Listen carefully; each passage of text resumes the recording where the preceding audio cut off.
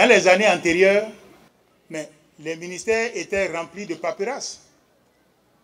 Mais aujourd'hui, tout ce qui se trouve dans ces paperasses-là, on peut l'avoir dans un seul ordinateur. Et vous avez en temps réel. Vous cliquez, vous avez. Vous n'avez pas besoin de secouer, de fouiller.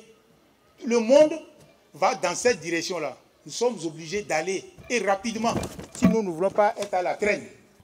La couverture des GSM, il y a une amélioration nette aujourd'hui. Si vous demandez aux villageois, ils vont vous dire, il y a quelques années, ils n'avaient pas le réseau dans leur village. Aujourd'hui, ils ont le réseau. Alors, dans le secteur agricole, il faut reconnaître qu'il y a des difficultés. Mais ces difficultés ne sont pas à inscrire au passif du gouvernement. Lorsqu'on vous dit que les intrants sont chers, si vous voulez être objectif et responsable, vous devez chercher à savoir les mêmes intrants, à quel prix on les vend au Niger, au Burkina, au Mali, au Nigeria, les mêmes intrants. Vous allez toujours vous rendre compte que le Bénin est moins cher. En dehors de ça, les usines qui font les grenailles payent les impôts au Bénin. Moi, j'ai été maire de cette ville.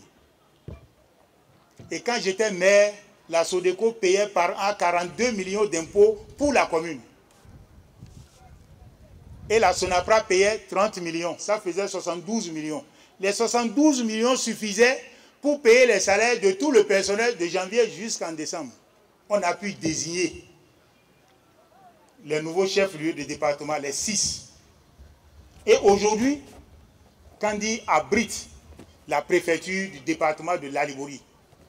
Le préfet est proche des populations, la préfecture est proche des populations.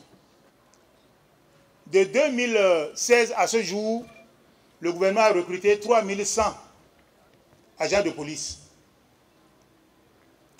Et actuellement, 2000 sont en train d'être recrutés. Et 1000 seront recrutés en 2025. Donc en 10 ans, le gouvernement aura recruté 6000. C'est à peu près ce qui existait avant 2016. Et cela, ça crée de l'emploi pour les jeunes. C'est ça qui nous permet aujourd'hui de sécuriser notre pays, de sécuriser nos quartiers, nos villages, nos corridors. Quand vous allez à Cotonou aujourd'hui, vous devez reconnaître que quelque chose bouge au Bénin.